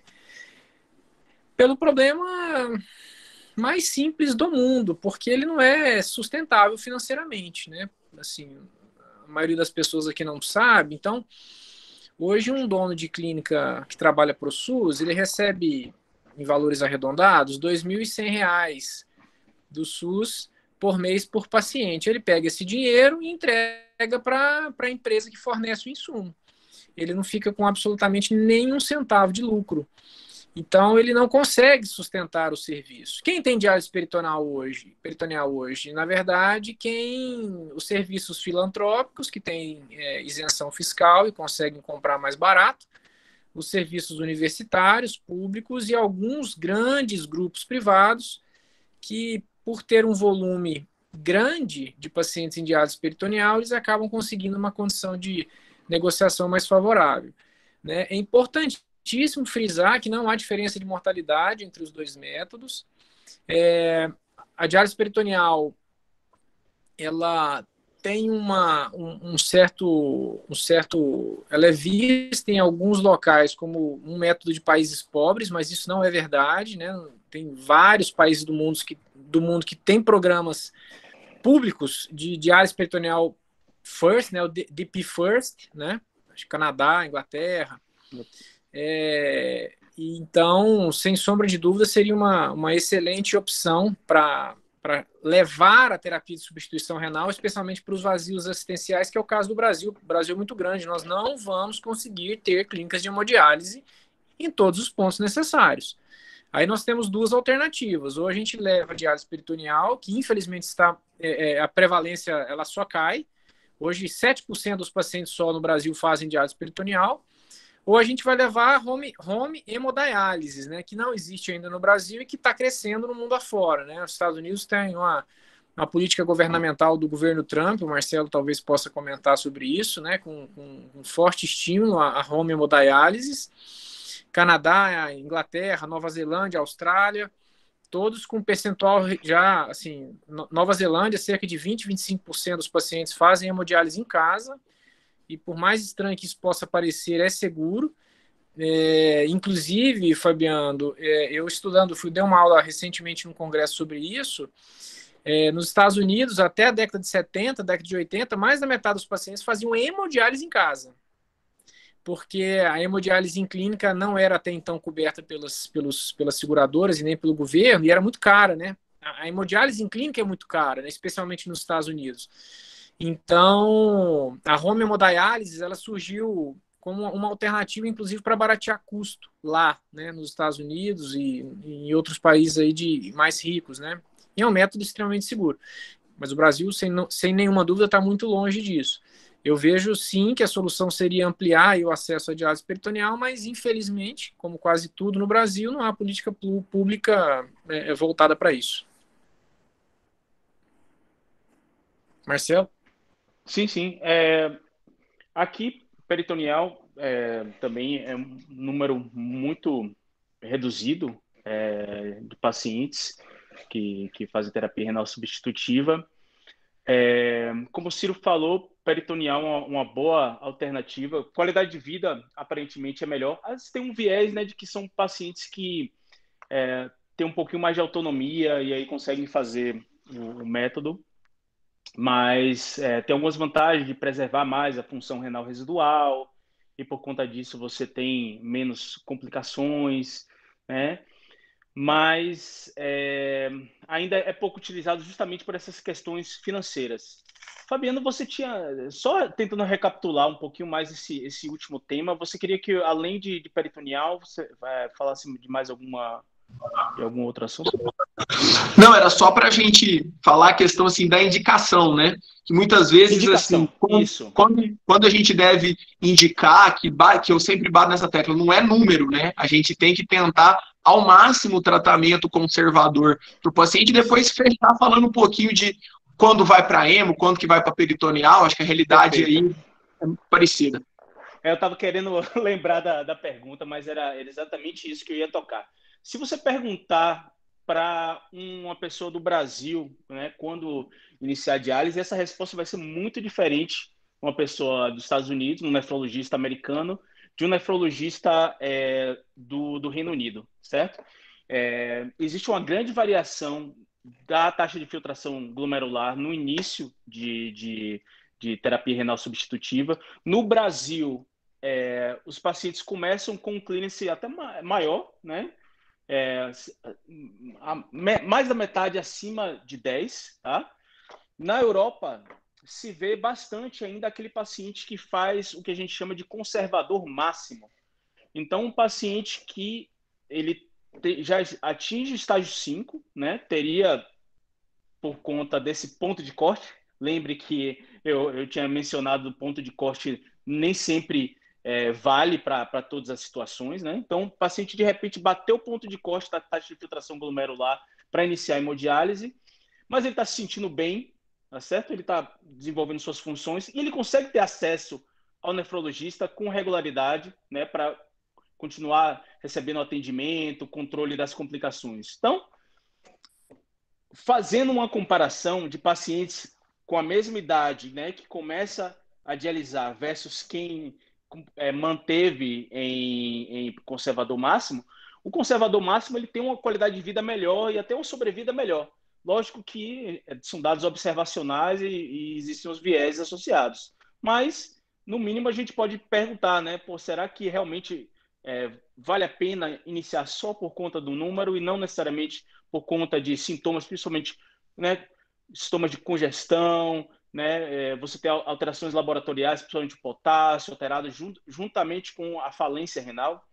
Então, acho que isso que, na verdade, deveria guiar, né, a decisão, que, lógico, né, como tudo na medicina, além do que a gente tem de dados, né, na evidência clínica, a opinião do paciente, né, eu acho que deve ser levado em conta também nesse tipo de decisão. Então, tem que ser uma decisão em conjunto aí com o paciente, né? Importante também nessa avaliação a gente preparar bem o doente para iniciar a terapia renal, seja ela por diálise peritoneal. Então, na diálise peritoneal é feito, né, você coloca um catéter no peritônio, é feito um treinamento, né, para você evitar, né, principalmente infecção associada, e você fazer bem a técnica. Isso faz a diferença. Você mantém o peritônio por mais tempo se você teve treinamento adequado. E no caso da hemodiálise, seria o acesso vascular. Então, lembrando que o paciente que faz hemodiálise, sai o sangue do corpo, passa pela máquina e o sangue é devolvido. E para isso você precisa de uma estrutura vascular, né, que garanta um fluxo bom, né, na ida e na volta. E é justamente uma fístula arteriovenosa, né, que você junta uma artéria com a veia e você mantém, né, um fluxo da artéria com a complacência da veia. E isso, o paciente que entra, né, com acesso vascular adequado, né, a gente sabe que isso mantém o paciente melhor também em hemodiálise, sobrevida melhor, menos complicações e por aí vai. Então, são esses dois aspectos que eu ressalto, né? Bateu a falência renal. Eu acho importante ter uma decisão em conjunta com o paciente, decidiu, por iniciar a terapia renal substitutiva, ele tem que entrar preparado, né? Para a diálise peritoneal treinar, para a hemodiálise ter um acesso adequado. Porque a maioria dos pacientes que entram em terapia renal substitutiva, eles não entram assim, tá certo? Mais de 80% dos pacientes aqui nos Estados Unidos entram, né, num hospital onde é passado um catéter numa veia central e aí se inicia a diálise dessa forma. Vai fazer a fístula depois, tá certo? Então, existe um programa já de alguns anos da Fundação Nacional do Rim aqui dos Estados Unidos que chama Fistula First. Então, você fazer uma fístula antes de você iniciar a hemodiálise. E tem aumentado nos últimos 5 anos, houve um aumento importante, né, no número de fístulas criadas nos pacientes incidentes de diálise. E isso vai fazer diferença e sobrevida lá na frente, tá certo? Então, basicamente isso que eu queria falar, né? A decisão em conjunta e o preparo são fundamentais aí nessa decisão de iniciar a hemodiálise. Isso é importante que você falou, Marcelo. Grande parte dos pacientes vai começar por catéter mesmo. E não é tranquilo passar um catéter, né? Tem os riscos associados à passagem. É uma fonte importante de infecção. Então, assim, começar por catéter, como acontece com a grande maioria dos pacientes, não é tranquilo. Outra coisa que eu queria citar é a questão de algumas alternativas, né, da questão da hemodiálise, né? Então, a gente tem hoje aquela diálise incremental, né? Então, aquele paciente que ainda começa, tem um pouquinho de função renal residual, às vezes ele não precisa fazer 3 vezes por semana. A gente pode, às vezes, considerar fazer 2 vezes por semana. Parece ruim, mas, na verdade, você tira esse paciente um dia da clínica, você melhora até a questão de qualidade de vida para ele. Nos últimos congressos, o Ciro pode comentar também rapidamente sobre isso, a questão assim, o paciente é um paciente terminal, é um paciente oncológico, é um paciente que já tem um Parkinson avançado, já tem um Alzheimer avançado, é um paciente que já está praticamente em cuidados paliativos. Aí ele faz uma insuficiência renal. Será que vale a pena colocar esse paciente em diálise? Muitas vezes é uma decisão difícil para a família do paciente, mas muitas vezes a gente acaba meio que assim, o nefrologista fica angustiado de ver aquele potássio alto, aquela ureia alta, não, vamos passar o catéter e vamos pôr em diálise, pelo menos ele não vai morrer de hipercalemia, de hipervolemia, mas muitas vezes a gente piora extremamente a qualidade de vida desse paciente no seu final de vida. Então, como a população está envelhecendo, a gente vai ter muita incidência de doença renal crônica em pacientes idosos e idosos avançados, isso é uma coisa que a gente tem que considerar, e muitas vezes eu vejo muita dificuldade nisso. Dialisar esses pacientes já extremamente graves, de assim, prognóstico jamais reservado. E outras modalidades que existem, às vezes, em centros mais desenvolvidos com mais dinheiro, né? Hemodiálise diária, né? A hemodiafiltração, que hoje está sendo aí vendida, talvez, como um grande boom de aumento de sobrevida, até pela indústria aí de diálise. Aquele modelo francês e canadense que faz diálise toda a noite na clínica. O que a gente fala é que quanto mais diálise fizer, melhor. Porque se a gente imaginar, o nosso rim funciona 24 horas por dia, 7 dias por semana. A hemodiálise clássica são 3 dias por semana, 4 horas. Então, é difícil para a hemodiálise 4 horas, 3 vezes por semana, fazer o que o rim faz em 168 horas por semana. Então, quanto mais diálise, melhor. Mas aí acaba tendo os outros problemas também associados a isso.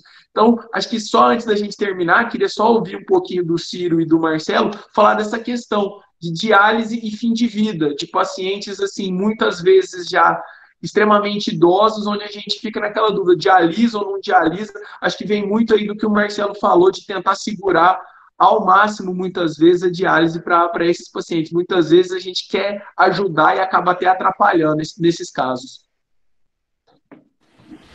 Eu acho que aí, mais uma vez, a ferramenta da comunicação, né, Fabiano?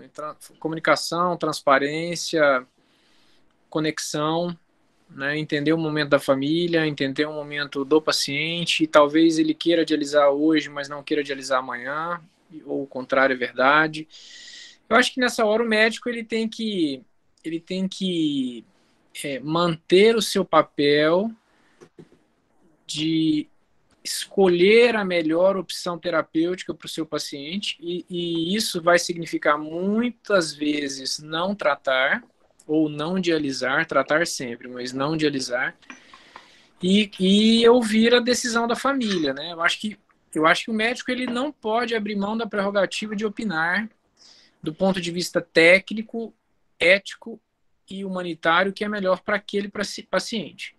Uma vez fazendo isso, ele tem que ouvir o que a família tem a dizer e tem que respeitar o momento da família. Muitas vezes, o momento da família não vai ser de acatar a decisão do médico, né? Então, eu acho que isso também é um tema bastante espinhoso, entretanto, fundamental nos dias de hoje, né? E a gente tem que estudar. Medicina paliativa é uma ciência à par e nós temos que estudar exatamente para não correr o risco de fazer o mal achando que está fazendo o bem, né? Eu, particularmente, geralmente tenho condutas extremamente conservadoras em pacientes que eu entendo que tem critério de terminalidade, né? Eu não costumo dialisar esses pacientes. Mas, realmente, às vezes, você se depara com situações em que a família tem dificuldade em compreender aquele momento. E aí eu acho que você tem que se conectar à família, entender esse momento e tentar fazer com que eles enxerguem o outro lado da moeda, né? E encontrar o melhor caminho, né? Exatamente. Não existe uma resposta assim embasada para isso. A gente vê dados de pacientes que fazem esse tipo de acompanhamento conservador máximo e vê que, no geral, é possível se fazer isso, mas, como o Ciro falou, eu acho que a voz da família, a voz do paciente é fundamental nessa história. Quando não existe evidência, né, para uma situação, eu acho que essas vozes são importantes de você ouvir, né, e aí você realmente ser um facilitador, né, da escolha das pessoas, né? Você oferecer opções, prós e contras e por aí vai, e se toma uma decisão em conjunto. Beleza. Pessoal, eu vou abrir agora um pouquinho para ver se tem alguma pergunta, né? Tem muita gente ainda na sala acompanhando, então eu queria ver se alguém tem alguma pergunta. Perguntando em relação, peguei rapidinho a pergunta, mas em relação aos antidiabéticos, né, no paciente com taxa de filtração glomerular reduzida. Acho que quando o paciente, sobra muito pouca coisa quando o paciente tem taxa de filtração glomerular reduzida para antidiabético, né? Acho que como alternativa que a gente tem aí são os inibidores da DPP-4, as glifosinas não podem ser usadas com clearance abaixo de 30, como metformina tem risco de acidose, sulfonilureia também deve ser evitada ao máximo. Muitas vezes, quando a taxa de filtração glomerular do paciente está reduzida e ele tem diabetes, ele acaba caindo aí em insulinoterapia mesmo. Não sei se o Marcelo ou o Ciro querem comentar em relação a isso também. Na minha prática é por aí mesmo. Mais alguém, pessoal, tem alguma dúvida? Se quiser fazer a pergunta por áudio também, às vezes fica mais fácil para a gente ouvir aqui e ler rapidinho. Doutor, eu tenho uma. O doutor Marcelo estava falando a respeito do conservador máximo, de esperar o paciente chegar, né, no ponto de dialisar. E vendo a Carol lá na diálise, lá no segundo andar, tem muito paciente, às vezes, que está dialisando por doença renal crônica e acaba voltando, migrando de volta para o conservador. E eu queria saber mais ou menos como que funciona, o que é de indicação para ele voltar e manter, né? Porque se pensar que a doença é progressiva e irreversível, a lógica seria, uma vez na diálise, ele seguiria na diálise até uma terapia mais ideal, né? Igual o transplante, por exemplo. Eu acho, Ana, só antes do Marcelo responder, o que muitas vezes acontece, quando esses pacientes saem, às vezes era porque tinha algum evento agudo sobreposto, né? Então, assim, a gente sabe que a doença renal, a IRA, ela pode demorar até 3 meses para recuperar. Então, a gente recebeu até recentemente no hospital pacientes aí que começaram diálise lá no Hospital Escola e pioraram a função, dialisaram, ficaram 1 mês dialisando lá, receberam alta, porque resolveram a sua doença e acabaram indo de alta. Mas a IRA, ela para virar crônico, a gente tem um intervalo aí, pelo menos, acho que mais teórico do que na prática mesmo, de 3 meses. Então, muitas vezes o que acontece é que ele recuperou da ira e saiu. Agora, o Marcelo pode comentar, acho que mais essa questão, assim, de o que é segurar até o máximo, como que é essa abordagem dele, de tentar colocar em diálise só quando não tem muito mais coisa a ser feito. Exato. Tem situações em que um paciente idoso, que se você colocar em diálise, você pode interferir em situações, principalmente de autonomia, né? Um paciente, de repente, ele tem uma falência renal, mas ele consegue fazer as suas coisas do dia a dia. E aí você coloca uma fístula, e aí você deixa ele 3 vezes por semana, ele tem que se deslocar até uma clínica. Isso acaba interferindo. Fabiano e Ciro veem pacientes idosos nas clínicas, ele vê, né, como é difícil assim essa situação, né, de você um idoso que inicia a diálise, né? Às vezes ele realmente cai o humor mesmo. Então, se o paciente estiver bem, mesmo com falência renal, muita gente segura, né? Principalmente quando é uma decisão da família, do paciente, segura até o máximo, até de repente o paciente vai ter dificuldade de se alimentar, né? Né? Sentir bastante uremia, ou tem alguns outros exames, tipo potássio alto, tá com edema, tá com uma pressão muito alta, aí a gente conversa e decide junto, né? Mas no geral, se o paciente vai bem, mesmo com um clearance ali de 9, a gente tenta manter. Se assim o paciente quiser, né?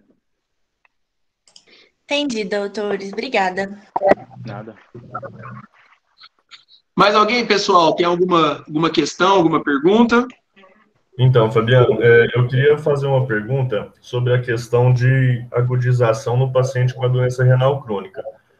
Quais são as diferenças, assim, em questão de causa, de conduzir os quadros para os pacientes com uma ira que não tem doença renal crônica? E esses pacientes que agudizam, como que é o prognóstico deles depois que você controla essa agudização? A função renal piora, ela consegue reverter essa piora para a classificação do estágio de BRC que ele tinha antes? Como que funciona esse ponto?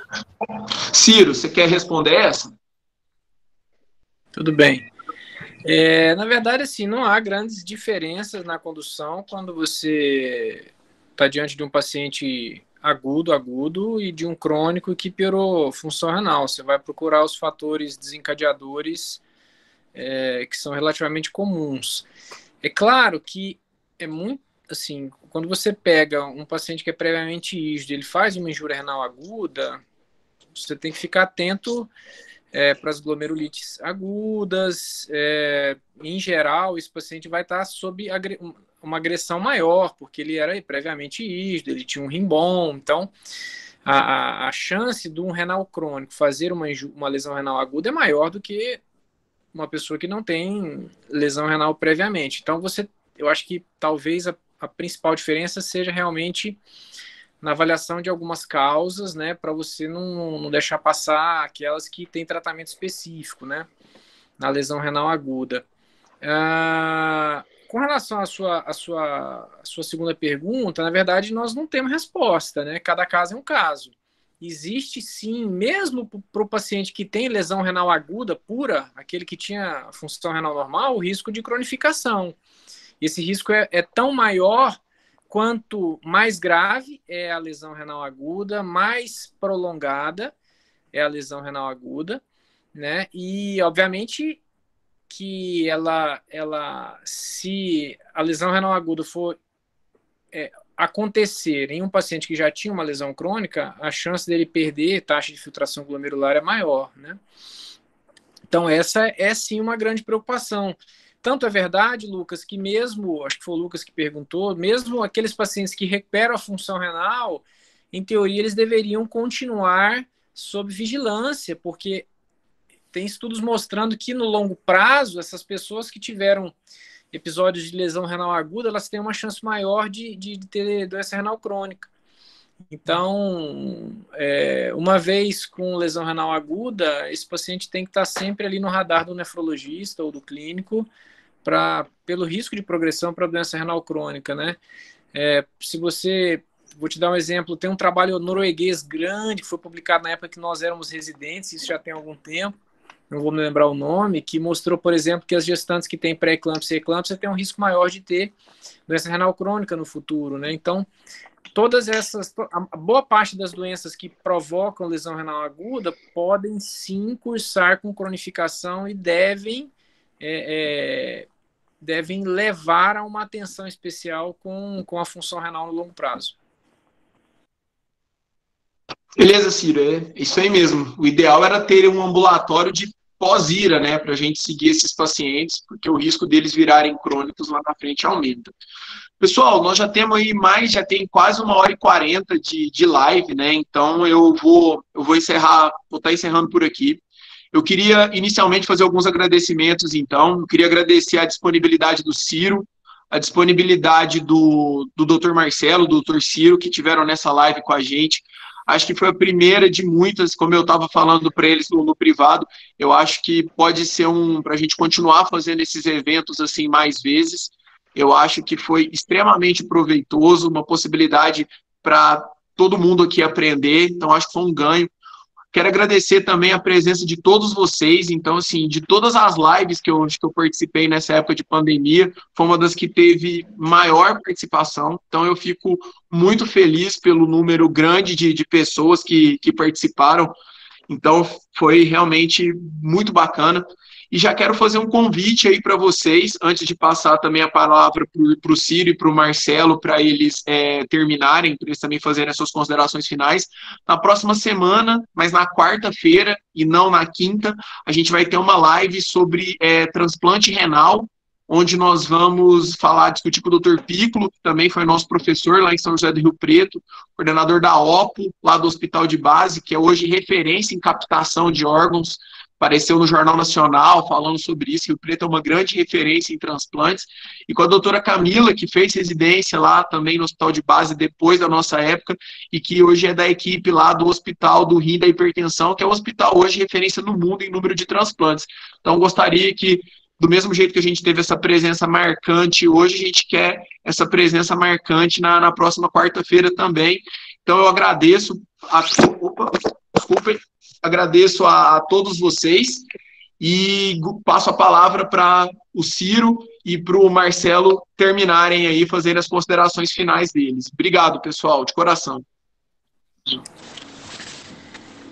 Bom, Fabiano, eu vou tomar a frente aqui, deixar o nosso líder, nosso convidado internacional para o fim, para fechar com chave de ouro.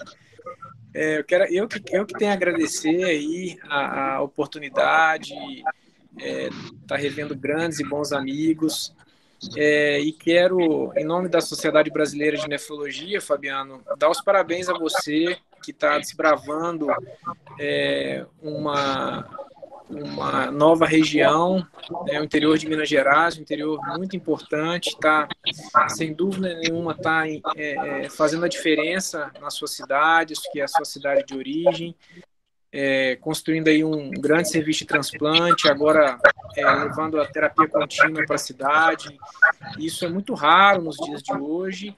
Eu tenho acompanhado as suas evoluções aí pelos nossos grupos comuns e realmente saúdo as suas iniciativas. Você é um desbravador, um grande empreendedor, e aos seus alunos, aproveitem, porque professores como esse são muito raros, grandes mestres mesmo, e que estão construindo uma belíssima história para a cidade de Uberaba, representando Uberaba muito bem aí na nefrologia brasileira. Parabéns, muito obrigado a todos, sucesso nas próximas lives, e que bom que a gente conseguiu reunir tanta gente bacana.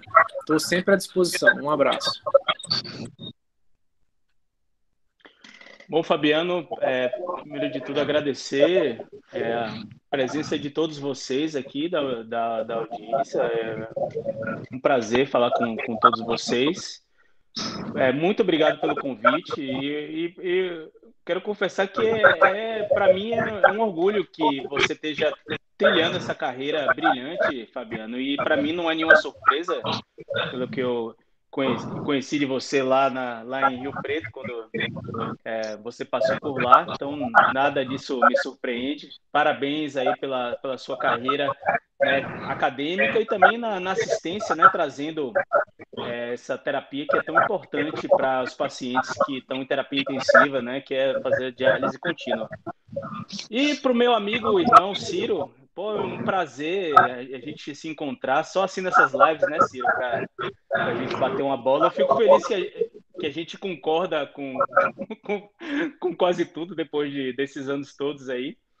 E parabéns também pelo seu trabalho aí à frente aí da SBN. Então, é importante para os alunos aqui terem noção da importância da doença renal crônica, né, do ponto de vista de saúde pública, né, e também no tratamento. A gente falou muito, não de uma forma macro e de uma forma individual, né? A importância da gente praticar uma medicina que é centrada no paciente, que é centrada em estudos, né, que é a medicina baseada em evidência, né, para esses pacientes que têm uma doença tão complexa e de tão difícil manejo, né?